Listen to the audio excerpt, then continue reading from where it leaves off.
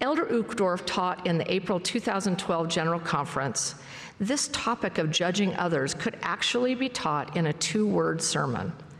When it comes to hating, gossiping, ignoring, ridiculing, holding grudges, or wanting to cause harm, please apply the following. Stop it.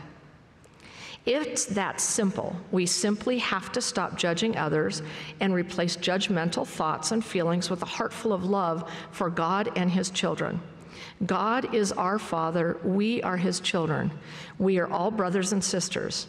I don't know exactly how to articulate this point of not judging others with sufficient eloquence, passion, and persuasion to make it stick.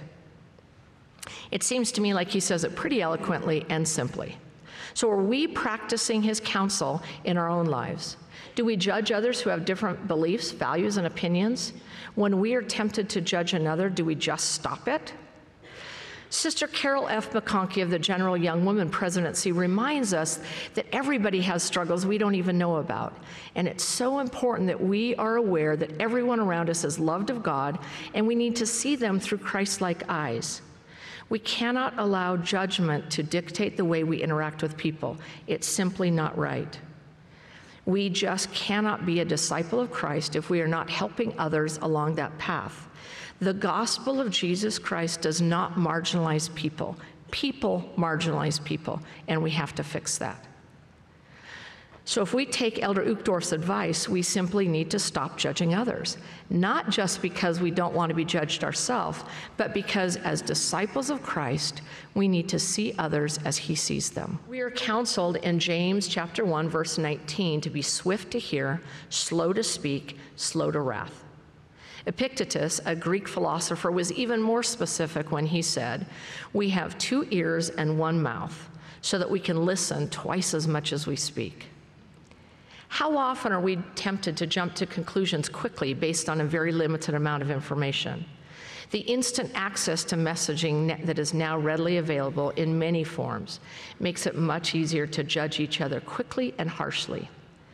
Practical advice regarding the use of social media is to weigh our thoughts and words carefully before we post our reaction online.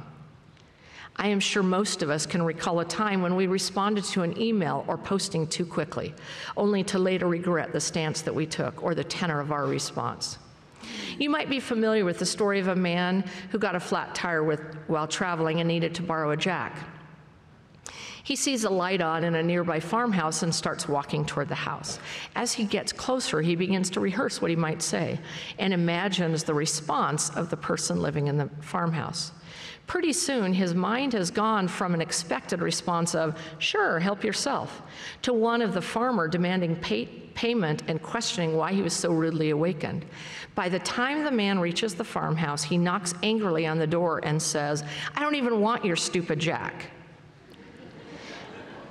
Now, we might fall prey to the same type of behavior, assuming the intentions and response of another without giving them the benefit of the doubt and listening. On the LDS Church Instagram account earlier this year, a woman shared her story of a very difficult personal situation.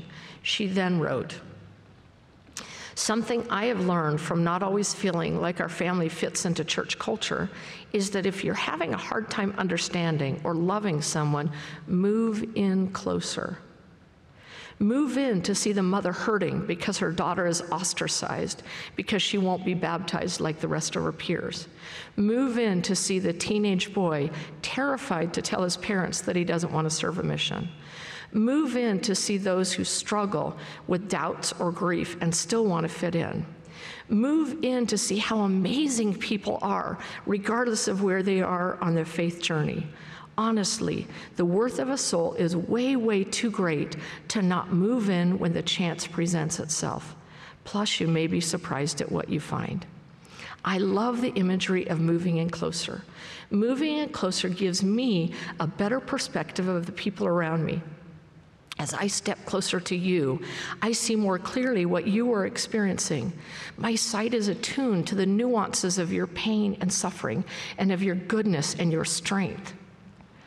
Elder Ashton taught, if we could look into each other's hearts and understand the unique challenges each of us faces, I think we would treat each other more gently, with more love, patience, tolerance, and care. So how do we move in closer? Our natural instinct might be to actually back up when we see people in difficult circumstances. Perhaps we don't want to intrude on what seems like a personal matter, or we're unsure of what to say or do. If this is the case, I challenge all of us to be brave and move in closer. Literally and figuratively, stand with those who need us. Link arms with those who are suffering. We can use Elder Ashton's challenge to look into their hearts and understand their unique situation and perspective. Until I see you more clearly and understand you, I cannot truly love you. This devotional address with Lori Wadsworth was given on July 31st, 2018.